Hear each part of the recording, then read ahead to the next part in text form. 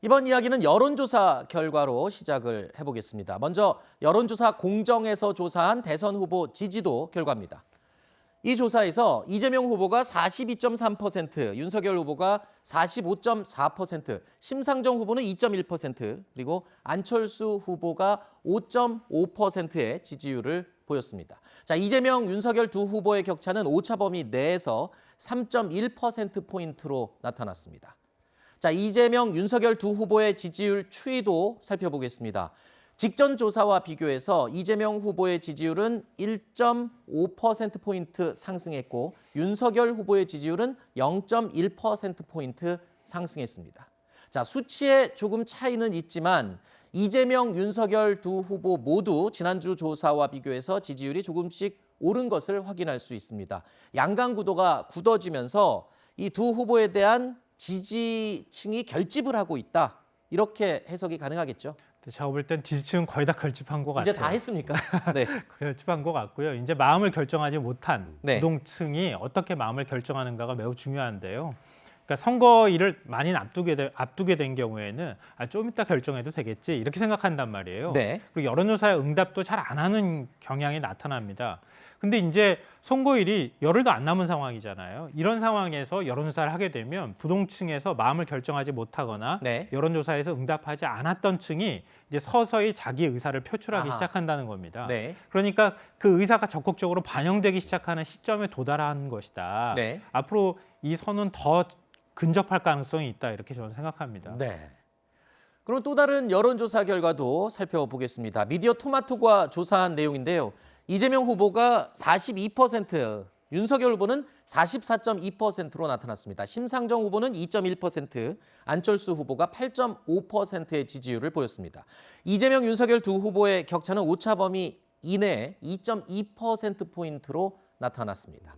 자, 지금 살펴본 두 개의 여론조사 결과 모두 이재명, 윤석열 두 후보가 오차 범위 내에서 초박빙의 대결 구도를 보여주고 있는데요. 이런 상황에서 주요 변수로 떠오른 점이 하나 더 있습니다. 바로 샤이 유권자라고 이야기를 하는데 그러니까 수줍어서 의견을 적극적으로 내보이지는 않는 유권자들이 과연 당일 투표에서 얼마만큼 나오느냐 지금 그 얘기를 하는 거죠. 그러니까 이 샤이 유권자라고 하는 분들은 중도층하고 좀 다릅니다. 아, 그래요? 그러니까 쉽게 말해서 나는 지지하는 후보가 있는데 말하기는 좀 그러네. 네. 약간 이런 분들을 말씀드리면 될 것 같아요. 그러니까 여론조사 연락이 와도 여론조사에 응답하지 않거나 하는 이런 분들을 말씀드리는 건데 이번 대선을 보통 그렇게 얘기를 하죠. 역대급 비호감 대선이다. 네. 그러니까 이거 우리 후보 지지한다는 걸 밝히기가 좀 꺼려지는데 하는 게 저는 개인적으로 있다면 양쪽이 거의 비슷하게 있다고 생각이 듭니다. 그래서 어느 양자다 우리 쪽에 샤이 유권자가 더 많다고 얘기를 하지만 네. 실질적으로 샤이 유권자 때문에 대선 결과가 변경될 가능성이 저는 그렇게 높아 보이진 않습니다만 지금 여론조사 저 안에 들어가 있지 않은 소위 말하는 그 샤이 유권자들이 어느 쪽을 좀 더 지지하는지가 네. 대선에 어느 정도 영향은 있지 않을까 싶습니다. 과거에 트럼프 대통령 경우에 샤이 보수가 굉장히 선거를 좌지우지했었다 뭐 이런 얘기도 있었는데 19대 그러니까 지난 대선 때요. 네. 지난 대선 때 보면 굉장히 흥미로운 현상이 선거일 앞두고 한 달 전에요. 홍준표 후보가 당시 10%대 초반밖에 지지율이 안 나왔어요. 그랬죠. 근데 한 달 사이에 나중에 투표함 열어보니까 24% 득표했거든요. 엄청 껑충 뛰었죠. 당시에 샤이 보수가 있는 거 아니냐 이런 얘기들이 굉장히 많이 나왔는데요. 그러니까 한 달 사이에 결국은 지지층이 결집하는 현상이 나타났다 이렇게 봐야 될 것 같아요. 그러니까 숨겨둔 마음을 네. 표출한다기보다는 나중에 가서 마음을 결정하는 사람들이 그만큼 늘어나는 것이다 이렇게 해석하는 게 맞을 것 같습니다. 알겠습니다. 자, 도저히 결과를 예측할 수 없는 이 안개 속 판세 속에서 대선이 이제 8일 앞으로 다가왔습니다. 지지 후보를 결정하지 않은 유권자들도 이제는 누구를 찍어야 하나라고 이 마음을 정할 시기가 된 것 같은데요. 자, 후보들은 유권자 한 명이라도 더 설득하기 위해서 부지런히 전국을 돌아다니면서 유세 열기를 더해가고 있습니다. 어제 민주당 이재명 후보는 상대적으로 지지세가 약한 대구 경북 지역을 돌면서 보수층 표심 공략에 집중했습니다.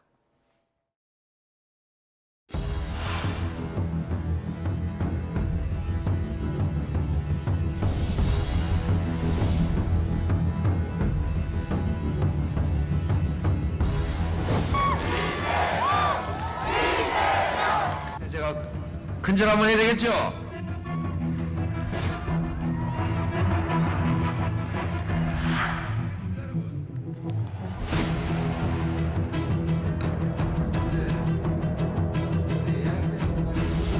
박정희 대통령 하면 떠오르는 게 하나 있죠. 강력한 추진력, 한다면 한다. 맞습니까?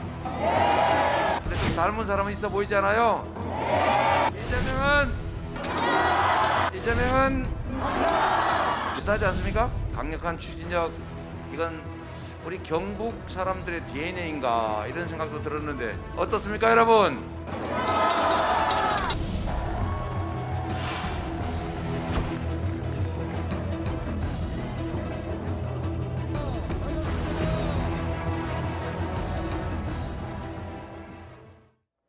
그동안 이재명 후보 측은 이른바 고향 프리미엄을 앞세워서 대구 경북 지역에서 30%의 득표율을 얻겠다라고 공언을 해왔습니다. 어제 유세에서는 박정희 전 대통령을 언급하기도 했고요. 이뿐만 아니라 고 박태준 전 포스코 명예회장도 언급했습니다.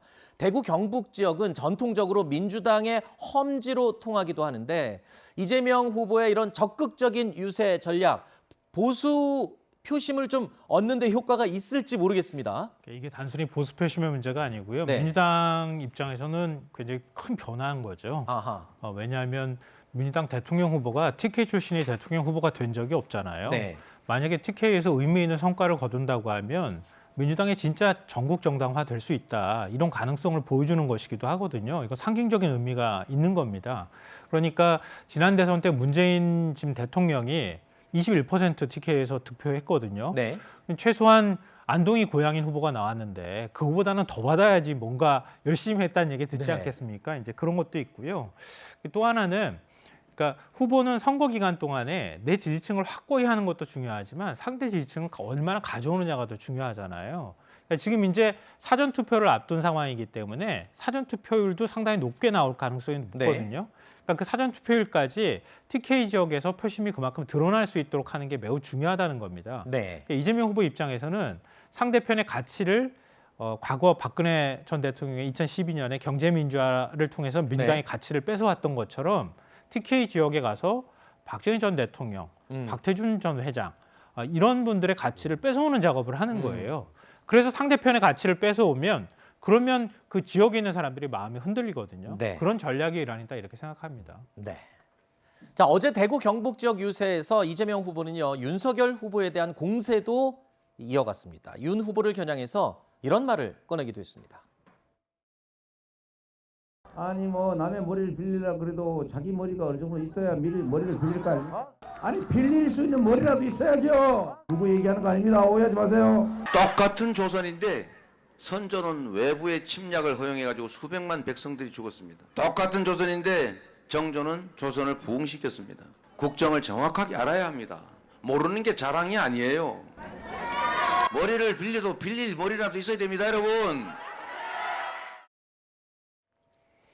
자, 이재명 후보가 유능한 이재명 대 무능한 윤석열이라는 이른바 윤석열 무능 프레임을 지금 극대화하는데 주력하고 있다는 분석이 나오고 있습니다.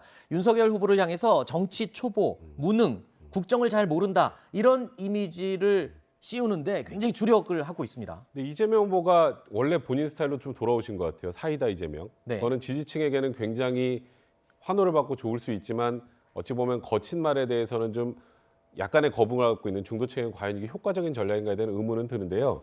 그러니까 이재명 후보가 저번 TV 토론에서 우크라이나 젤렌스키 대통령 관련된 발언도 결국 이 부분을 강조하려다가 그렇죠. 네. 그게 좀 많이 나간 거잖아요. 이번에서도 마찬가지입니다. 그러니까 지금 이재명 후보는 나는 시장 도지사 경험에다가 그다음에 경제를 살릴 수 있는 유능한 대통령, 하지만 윤석열 후보는 초보의 무능한 후보, 이걸 강조하는 과정에서 조금 전에 빌릴 수 있는 머리라도 있어야죠 라는 네. 표현은 사실 굉장히 좀 모욕적인 표현입니다. 그래서 이재명 후보가 무엇을 주장하는지는 충분히 알겠습니다만 네. 저희 과연 결집되어 있는 지지층 외에 확장하는 데 도움이 될 것인가. 근데 네. 이 부분은 물론 윤석열 후보도 요즘에 말이 굉장히 거칠어지지 않았습니까? 그렇죠. 이 부분은 양쪽 후보들도 한 번쯤은 고민해야 될 부분이 아닌가 싶습니다.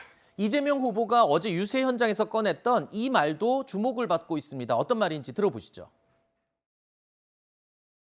성남시 공무원들 부정부패하고 전국에 유명했지 않습니까? 시장은 전원 예외 없이 다 감옥 가고 제가 유일하게 감옥 안 간 시장입니다. 뭐 그 자랑할 일은 아니고 너무 당연한 거니까. 제가 2년 만에 전국 최고의 도지사로 평가받았는데 경기도민들한테 리더의 역할은 정말로 중요한 것이죠. 이재명 후보가 자신의 행정 경험, 능력 그리고 청렴도를 강조하기 위해서 한 말인 건 알겠는데 그 말을 하기 위해서 성남시가 공무원들이 부정부패가 굉장히 많은 곳이다. 그런데 감옥 안 간 건 나 하나다. 이렇게 얘기를 하면서 조금 비판을 받고 있어요. 저는 이제 이재명 후보가 코끼리를 보지 마고 비슷한 게 아닌가. 네. 그 얘기하면 자꾸 그거 생각나잖아요. 결국 다시 대장동 이야기가 떠오를 수밖에 없는 것이고 지금 거기다가 최근에 이제 논란이 됐던 뭐 법인카드 부정 사용 의혹이나 그리고 뭐 불법 의전 논란 같은 것들 그런 것들이 자꾸 연상될 수도 있기 때문에 네. 이재명 후보 입장에서는 성남시에서 많은 일이 벌어져도 나만은 정말 청렴결백했다라는 것을 말씀하고 싶으시지만 그와 관련된 여러 의혹들이 지금 대선 초기부터 지금까지 쭉 진행되는 과정 아니겠습니까? 네네. 제가 뭐 이 얘기가 사실이다 아니다 여부에 대한 판단하는 게 아니라 이런 논란들이 지속되는 상황에서 이런 얘기가 물론 의도는 청렴성을 강조하고자 하는 것이겠지만 네. 받아들이는 입장에서는 좀 다르게 보일 수도 있다. 그런 생각이 좀 듭니다.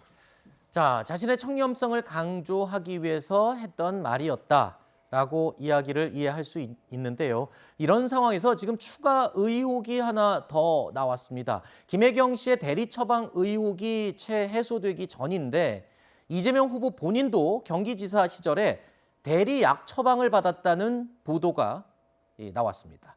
제보자이자 당시 7급 공무원이었던 A 씨에 따르면 자, 이 후보가 상시 복용하는 약이 떨어지지 않도록 미리미리 대신 대리 처방을 받아왔다라는 겁니다. 당시의 통화 내용을 보면요. 이번에도 배모 씨의 지시가 내려오게 되는데요. 자, 그런데 2달치 처방이 가능하냐는 질문에 A 씨가 의사한테 처방전을 써달라고 하면 그대로 해준다. 이렇게 대답을 합니다. A씨 측은 바로 이 부분이 의사의 대면 진료 행위가 없었다는 정황이라고 주장을 하고 있는데요. 자, 이 후보 측도 해당 보도 내용, 그러니까 대리 처방을 받은 부분은 인정했습니다. 하지만 관행적인 의전을 받다가 생긴 일이다라면서 이 해명을 했는데요. 이 말은 결국 이재명 후보는 또 몰랐다라는 뜻이고 이 의전을 하면서 부하 직원들이 알아서 한 것이다. 이런 해명이 되는 거거든요. 근데 뭐 포괄적인 책임은 인정을 한 상황이니까요. 네. 뭐 적절했다고 얘기하는 건 아닐 것 같고요. 이런 행위들을 사실은 어느 정도 이재명 당시 지사가 인지하고 있었는가 이게 또 문제가 될 것 같아요. 네. 근데 본인의 약이 떨어지면은 빨리 약을 받아와라 이렇게 대리할 수 있도록 시켰느냐 안 시켰느냐가 핵심이 될 수 있기 때문에 그 부분에 대해서는 확인이 좀 필요할 것 같은데요. 어찌됐든 적절한 행동은 아닌 거죠. 이 기존에 배 씨하고 그리고 이제 제보자 A 씨와 나눈 대화 내용이 굉장히 많이 보도되지 않았습니까? 그 부분에 대해서도 이재명 후보를 비롯해서 뭐 부인인 김혜경 씨도 대국민 사과를 하기도 했고 거기에 대해서 경찰 조사를 받고 난 다음에 나중에 가서 책임질 부분이 있으면 책임지겠다고 얘기를 했으니까 네. 이것도 한번 나중에 가서 확인을 해봐야 될 문제가 아닐까 생각합니다.